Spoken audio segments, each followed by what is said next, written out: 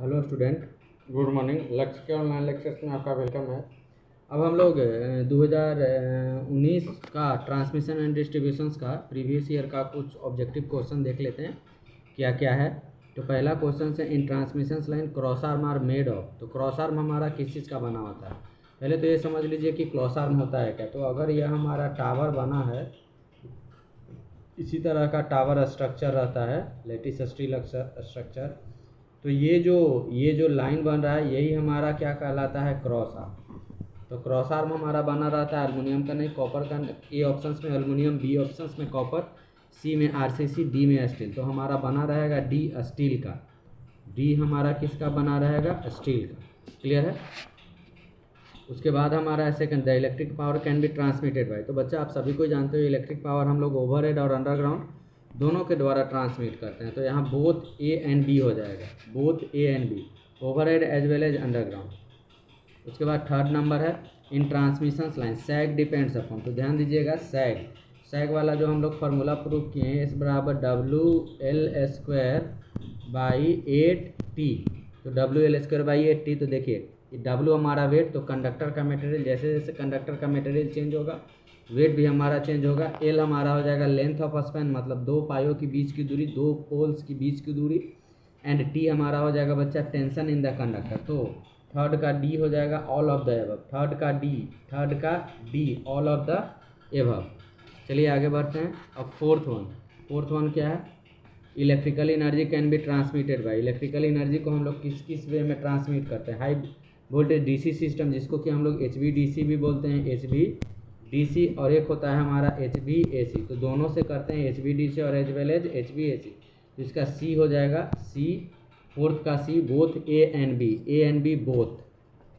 उसके बाद fifth, corona is a compound bye. तो कोरोना हमारा क्या क्या, कोरोना जो है हमारा क्या क्या साथ लेकर चलता है? तो पहला violet visible discharge, hissing sound, radio interference, all of the above. तो इसका फिफ्थ का डी हो जाएगा all of the above. Fifth का डी हमारा हो गया बच्चा ऑल ऑफ द अबव। उसके बाद 6.1 पे हम लोग आते हैं, 66 के be suitable for transmission of power over. ये तो आपको याद रखना है। SDT short distance transmission, MDT medium distance transmission, और LDT long distance transmission. Short distance हमारा होता है 0 से 80, दूसरा हम लोग ले सकते हैं 80 से 150, और तीसरा हम लोग लेते हैं 150 के अबव। तो हमारा 66 के भी suitable for transmission of power. तो इसमें ऑप्शन हमारा C या D आ सकता है, लेकिन अप टू हम लोग मीडियम ट्रांसमिशन लाइन में जाते हैं तो 60 C या D दोनों ऑप्शन सही हो सकता है, लेकिन हमारा D ज़्यादा बेटर होगा।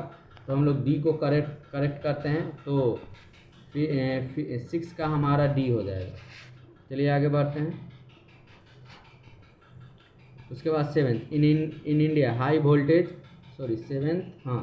The permissible variations of frequency in power system. तो पावर सिस्टम का परमिसिबल, देखिए फ्रीक्वेंसी का वेरिएशंस बहुत कम होना चाहिए। तो यहाँ पर ±1% भी ले सकते हैं, ±3% भी ले सकते हैं, लेकिन यहाँ पावर सिस्टम का बात कर रहा है। Power system include transmission distribution. तो हम लोग करेक्ट आंसर देंगे बी, ±3% के आसपास हमारा होगा। तो बी करेक्ट आंसर देंगे, तो सेवेंथ का बी। उसके बाद 8 है, in India high voltage transmission is done mostly. आपको क्वेश्चंस में पूछ रहा है मोस्टली मतलब सबसे ज़्यादा। तो सबसे ज़्यादा हम लोग क्या करते हैं? ए आ जाएगा, ओवरहेड सिस्टम से हम लोग सबसे ज़्यादा ट्रांसमिट करते हैं। उसके बाद ninth, pole mounted substation are use. Pole mounted substation हम लोग कहाँ यूज करते हैं? सेकेंडरी डिस्ट्रीब्यूशन, जो घर के हमारे बगल में ट्रांसफार्मर लगा रहता है, तो हमारा सेकेंडरी डिस्ट्रीब्यूशन में होगा पोल माउंटेड सब स्टेशन। उसके बाद 10th, 11/0.440 kV, मतलब 440 volt transformer use to foundation mounted, pole mounted. ज़्यादातर में हमारा पोल माउंटेड होता है, लेकिन फाउंडेशन माउंटेड भी हो सकता है, इसलिए हम लोग करेक्ट आंसर देंगे C। ठीक है, फाउंडेशन माउंटेड कहने का मतलब है, कहीं कहीं आप ट्रांसफार्मर को देखते होगे, इस तरह का एक ज़मीन पे ईंटा या कंक्रीट का वो लेवलिंग कर यहाँ पर ट्रांसफार्मर ऐसे लगा दिया जाता है। इधर से हमारा 11 के भी आएगा, और इधर से हमारा 3 फेज 4 वायर सिस्टम जाएगा। तो बोथ ऑप्शन सी सही होना चाहिए। सी हमारा सही होगा, 10th का C। उसके बाद 11th है, आउटडोर सब स्टेशन रिक्वायर्ड। तो आउटडोर सब स्टेशन के बारे में हम लोग जानते हैं कि more space, less space, very large space, none of the. तो more space, outdoor substation हमारा मोर स्पेस रिक्वायर्ड करता है। 11th, उसके बाद 12 है open circuit fault is very common in overhead system, underground system, both A and B, none of the. तो open circuit, देखो fault हमारा ओपन सर्किट ओवरहेड और अंडरग्राउंड दोनों में आ सकता है, लेकिन ओवरहेड में फॉल्ट, ओपन सर्किट फॉल्ट ज़्यादा आता है कंपेरेटिवली अंडरग्राउंड। तो इसका जो करेक्ट आंसर होगा वो हमारा ए हो जाएगा, ओवरहेड सिस्टम। उसके बाद 13 Moore loop test is use to locate. ये आपके मूरे लूप टेस्ट का यूज करते हैं हम लोग अर्थ फॉल्ट के रूप में, अर्थ फॉल्ट, केबल में अर्थ फॉल्ट फाइंड करने के लिए। तो सी, 13 का सी हमारा होगा मूरे लूप टेस्ट।